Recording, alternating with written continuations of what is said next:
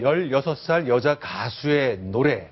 여기까지만 저희가 즐겼습니다만 대만 국기 흔든 것 때문에 파문이 아주 커지고 있습니다.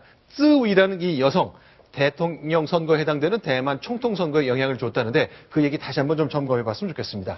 자, 이남희 차장과 함께 하겠는데 지금 어떤 상황까지 흘러가고 있습니까? 그러니까 대만 총통 선거의 득표율, 바로 이 차이잉원 당선자의 득표율을 많이 높였다, 이런 분석까지 현지 언론에서 지금 나오고 있는 상태입니다. 예, 분홍색으로 나오는 건데 일단 압도적으로 이겼군요. 원래도 여론조사상으로도 앞서곤 있었지만 이렇게 격차가 클 줄은 몰랐다.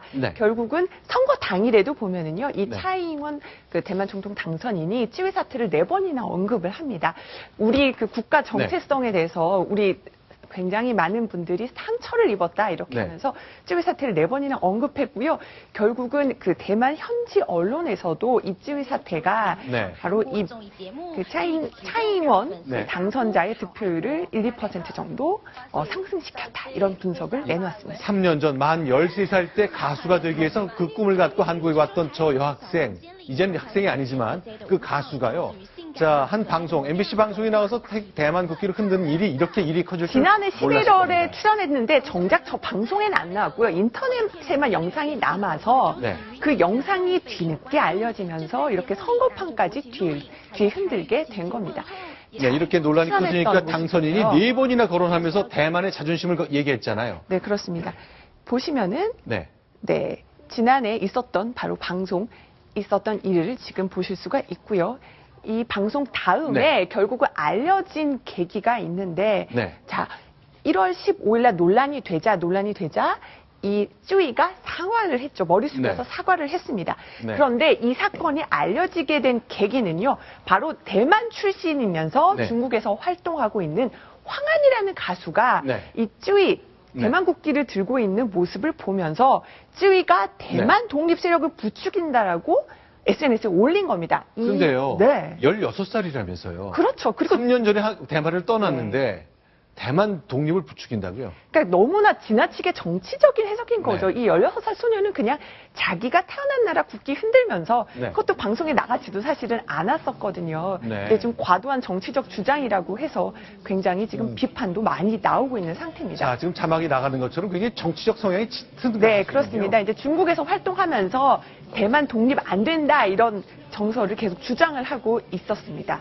결국은요, 지금 황한 역풍이 불어서 대만에서는 황한 반대 시위 막 한다, 이렇게 해서 지금 사람들 그 시위하겠다라는 인원들이 지금 몰리고 있습니다. 대만 총통 당선인으로서는 뭐 이만저만한 일이 아닐 것 같습니다. 그래서 당선되고 나서도요, 바로 대만 연예인 억압받았다면서 찌위에 대해서 다시 한번 또 안타까운 마음을 표현을 하기도 했습니다. 자, 박진영 씨, 자, 가수 박진영 씨 아시잖아요. JYP, 그의 이름을 딴 이니셜로 쓴 연예 기획사인데 결국 3번이나 공식 사과를 했는데 중국의 그 음악 소비자들은 뭐 가만히 있지 않는 모양이죠. 그렇게 됐는데 또 오늘 또 박진영 씨도 오늘은 또 한국의 한국다문화센터에서 인권위 제소를 당했습니다. 오히려 한국 한 여성, 그러니까 16살 소녀의 인권을 탄압했다, 이래서 오늘 인권위에 제소까지 당하는 일도 있었고요. 근데 박지영 씨가 왜 이렇게 빨리 사과를 했을까요? 제가 부모 대신 잘 못 가르쳐서 그렇다, 이렇게 사과를 했는데 여기에 대해서 다양한 반응이 나옵니다. 일각에서는 이제 JYP가 중국 시장에 진출해 있는데 거기에 이제 중국 활동이 좀 원활치 않을까봐 시급히 사과를 했는데 그 사과도 좀 부적절했다, 이런 비판도 나오고 있습니다. 그러니까요, 대만인인 쯔위는 이렇게 일이 커지니까 자기는 중국의 노래를 팔아서 음악 시장에 진입해서 돈을 벌어야 되는데 나는 중국인인데 대만기 흔들어서 미안합니다라고 사과한 것 때문에 대만 내에서 또 난리가 났다면서요. 그렇습니다. 대만에서는 그 사과까지 했어야 됐느냐. 오히려 왜 그렇게 시키냐라면서 또 대만 누리꾼들이 화를 내면서 이렇게 댓글을 올리기도 했고요. 특히나 이제 황한에 대해서 굉장히 비판글이 쏟아졌고요. 심지어는 대만의 한 잡지사가 있는데 저스키라는 대만 잡지사인데 쯔위 매니지먼트 권리를 36억 원에 인수하겠다, 이런 주장을 펼쳤습니다. 그런데 다만 이제 JYP 엔터테인먼트 측에서는요, 위안받은 적은 아직 없다, 들어보지도 못한 회사다, 이렇게 반응을 했습니다. 자, 이런 중심, 이 모든 것들이 이제 폭발적으로 커진 이유가 다 있습니다. 자, 지난주 토요일 날 있었던, 이틀 전에 있었던 대만의 총통 선거 때문인데 이 당선자 박근혜 대통령과 많은 유사점이 있기 때문에 우리 한국인들도 주목을 많이 하는 것 같아요. 관련된 얘기를 좀 잠시 더 나눠봤으면 좋겠습니다. 얼마나 비슷한가요?